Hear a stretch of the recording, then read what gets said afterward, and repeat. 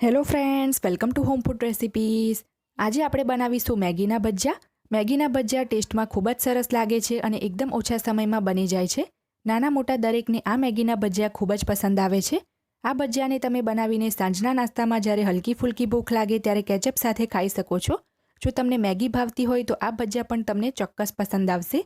અને આજે હું તમને પરફેક્ટ માપ સાથે આ મેગીના ભજીયા બનાવવાનું શીખવાડીશ, જે ફક્ત 10 થી 15 જ મિનિટમાં બનીને તૈયાર થઈ જાય છે.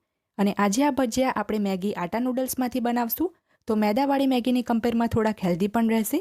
તો ચલો એને બનાવવાનું શરૂ કરીએ. તો સૌથી પહેલાં આપણે મેગી બનાવવાની છે. તો એ માટે અહીંયા મેં એક પેકેટ જે મેગી આટા નૂડલ્સ આવે છે એ લીધી છે. તમે ચાહો તો નોર્મલ મેગી જે મેદાવાળી આવે છે એ પણ લઈ શકો છો, પણ આ આટા મેગી થોડીક હેલ્ધી હોય છે તો અહીંયા મેં એ લીધી છે. 22 રૂપિયા આની પ્રાઇસ છે અને જો નોર્મલ મેગી તમે લેશો તો તમને 12 રૂપિયામાં મળી જશે. હવે ગેસ ઉપર એક પેનમાં આપણે 1 કપ એટલે કે 200 ml જેટલું પાણી ઉમેરીશું. હવે આ પાણીને આપણે ગેસની ફ્લેમ ફાસ્ટ કરીને બરાબર ઉકળવા દેવાનું છે. જ્યારે પાણી આ રીતે એકદમ સરસ ઉકળી જાય ત્યારે આપણે ગેસની ફ્લેમ મીડિયમ કરી દઈશું અને આપણે એની અંદર મેગી ઉમેરવાની છે. તો મેગીનો જે મસાલો આવે છે ટેસ્ટ મેકર, એને આપણે સાઈડ પર મૂકી દઈશું અને આપણે પછી યુઝ કરીશું. મેગીને આપણે બીજી બાજુ ફેરવી દેવાની છે અને જ્યારે બીજી બાજુથી થોડીક સોફ્ટ થઈ જશે ત્યારે આપણે એને વચ્ચેથી ખોલીને અલગ કરી લઈશું. તો આ રીતે આપણે મેગીને ખોલીને અલગ કરી લઈશું અને મીડિયમ ફ્લેમ ઉપર ખુલ્લું રાખીને જ 50% જેટલી જ આપણે એને કૂક કરીશું. ટોટલી આપણે મેગીને કૂક નથી કરવાની, એ વાતનું ખાસ ધ્યાન રાખવું. એકાદ મિનિટ પછી તમે જોઈ શકો છો કે આપણી મેગીમાંથી મોસ્ટલી પાણી બળી ગયું છે અને થોડુંક જ પાણી બાકી છે. ત્યારે આપણે એની અંદર મેગીનો જે ટેસ્ટ મેકર આવે છે, જે મેગીનો મસાલો, એ ઉમેરી દઈશું અને બરાબર મિક્સ કરીને આપણે મેગીનું બધું જ પાણી સુકાવી લેવાનું છે. મીડિયમ ફ્લેમ ઉપર જ મેગીને કૂક કરવી, તો મેગીનું જે પાણી છે એકદમ ફટાફટ બળી જશે અને મેગી જે છે ફક્ત હાફ કૂક જ થઈ શકશે અને એમ પણ આપણને હાફ કૂક કરેલી જ મેગી જોઈએ છે. તો મેગી જ્યાં સુધી એકદમ સૂકી ના થઈ જાય ત્યાં સુધી એને આપણે કૂક કરી લઈએ.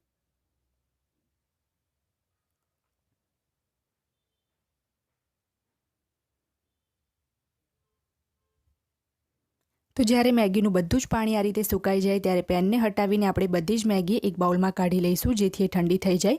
તો અહીંયા મેં એક માઇક્રોવેવ સેફ પ્લેટ લઈ લીધી છે અને ફ્લેમ બંધ કર્યા પછી જ મેં એના પર પ્લેટ મૂકી છે. તો બધી મેગીને આપણે ટોટલી ઠંડી થવા દઈએ. હવે તમે જોઈ શકો છો કે આપણી મેગી એકદમ સરસ ઠંડી થઈ ગઈ છે અને મેગી એકદમ આ રીતની ડ્રાય હોવી જોઈએ, બિલકુલ પણ એમાં મોઇશ્ચર ના હોવું જોઈએ.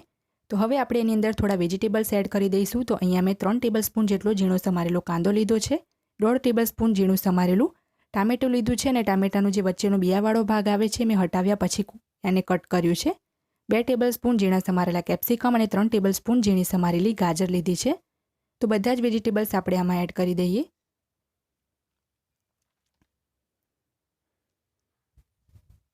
હવે આપણે એની અંદર 2 નંગ લવિંગિયા તીખા લીલા મરચાં ઉમેરીશું ઝીણા સમારીને.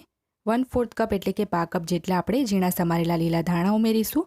સ્વાદ મુજબ એમાં આપણે મીઠું ઉમેરીશું. તો જે મેગીનો મસાલો આવે છે એમાં પણ મીઠું હોય છે, તો વેજીટેબલ્સ અને લોટના ભાગનું જ મેં મીઠું ઉમેર્યું છે. અડધી ચમચી કલર માટે કાશ્મીરી લાલ મરચું ઉમેર્યું છે. 1/4 કપ એટલે કે 20 ગ્રામ જેટલો એમાં મેં બેસન ઉમેર્યો છે અને 1.5 ટેબલસ્પૂન એટલે કે 15 ગ્રામ જેટલો આપણે એમાં ચોખાનો લોટ ઉમેરીશું, જેથી આપણા જે ભજીયા છે એ થોડા ક્રિસ્પી બને. તો બધી જ વસ્તુને હવે આપણે બરાબર મિક્સ કરી લઈશું. હવે આનાથી વધારે લોટ આપણે આની અંદર બિલકુલ પણ નથી ઉમેરવાનો, નહીં તો મેગીનો ટેસ્ટ બધો જ દબાઈ જશે અને ફક્ત બેસનનો અને વેજીટેબલ્સનો જ આપણને ટેસ્ટ આવશે. તો બસ બાઇન્ડિંગ થઈ શકે એટલો જ આપણે બેસન ઉમેરીશું. તો બરાબર મિક્સ કરી લીધા પછી તમે જોઈ શકો છો એકદમ પરફેક્ટ બાઇન્ડિંગ આવી ગયું છે. ભજીયાનું મિશ્રણ તમે હાથમાં લઈને જો ગોળ બોલ બનાવીને જોશો તો આ રીતનો બોલ બની જવો જોઈએ. તો મિશ્રણ એકદમ પરફેક્ટ છે, નહીં તો તમે 1-2 ચમચી બેસન કે ચોખાનો લોટ ઉમેરી શકો છો. તો હાથને બરાબર ધોઈ લીધા પછી તેલ લગાવીને ગ્રીસ કરી લીધા છે મેં અને હવે આપણે થોડુંક મિશ્રણ ભજીયાનું લઈને આ રીતે ગોળ ગોળ ભજીયા બનાવી લઈશું. આ ભજીયાને તમે ડાયરેક્ટ પણ તેલમાં અનઇવન શેપમાં મૂકી શકો છો, પણ હું હંમેશા આ જ રીતે આ ભજીયા બનાવું છું અને જો ભજીયા ગોળ શેપના હશે તો દેખાવમાં પણ સારા લાગશે. તો બાકીના બધા જ ભજીયા આપણે આ જ રીતે બનાવીને તૈયાર કરી લઈએ. આટલા મેઝરમેન્ટમાં ટોટલ 10 થી 11 ભજીયા બન્યા છે. ગેસ ઉપર તેલ પણ મેં પહેલેથી જ ગરમ કરવા મૂકી દીધું હતું અને જ્યારે તેલ એકદમ સરસ ગરમ થઈ જાય ત્યારે આપણે બધા જ ભજીયાની અંદર એડ કરી દઈશું અને મીડિયમ ફ્લેમ ઉપર આપણે ગોલ્ડન બ્રાઉન થાય ત્યાં સુધી એને તળવાના છે. એક વાતનું ખાસ ધ્યાન રાખવું કે તેલમાં જ્યારે તમે ભજીયા એડ કરતા હોય તો તેલ એકદમ સરસ ગરમ હોવું જોઈએ. જો તેલ ઓછું ગરમ હશે તો ભજીયા બધું જ તેલ પી જશે, એટલે એકદમ સરસ ગરમ તેલ હોય ત્યારે જ તમારે ભજીયા તેલમાં એડ કરવા. શરૂઆતમાં તરત જ આપણે એને ચમચો નહીં મારીએ. અમુક સેકન્ડ પછી આ રીતે ચમચાથી વચ્ચે વચ્ચે ફેરવતા રહીને આપણે એને ગોલ્ડન બ્રાઉન થાય ત્યાં સુધી ફ્રાય કરવાના છે. તો 5 થી 6 મિનિટ પછી આપણા જે ભજીયા છે એકદમ સરસ ગોલ્ડન બ્રાઉન થઈ ગયા છે. તો આ રીતે આપણે ઝારાની મદદથી એને એક ટિશ્યુ પેપર ઉપર કાઢી લઈશું, જેથી જે એમાં એક્સ્ટ્રા તેલ હોય એ બધું જ એબ્ઝોર્બ થઈ જાય. તમે જોઈ શકો છો કેટલા સરસ મેગીના ભજીયા બન્યા છે. તો તમે પણ આ રીતે ચોક્કસ ટ્રાય કરજો. ફ્રેન્ડ્સ, જો તમને મારી આજની આ મેગીના ભજીયાની રેસીપી પસંદ આવી હોય તો મારા વિડીયોને લાઇક કરી, શેર કરી, ચેનલને સબસ્ક્રાઇબ જરૂરથી કરજો. પાસે આવેલા બેલ આઇકનને પણ દબાવજો, જેથી તમને મારા આવનારા તમામ નવા વિડીયોની જાણકારી સૌથી પહેલાં મળે. અને જો તમારે મારી આ જ રેસીપી હિન્દીમાં જોવી હોય તો મારી હિન્દી ચેનલ ઉપર જઈને તમે જોઈ શકો છો, જેની લિંક મેં વિડીયોની નીચે ડિસ્ક્રિપ્શન બોક્સમાં આપી છે. તો મળીએ નેક્સ્ટ વિડીયોમાં. ત્યાં સુધી આવજો.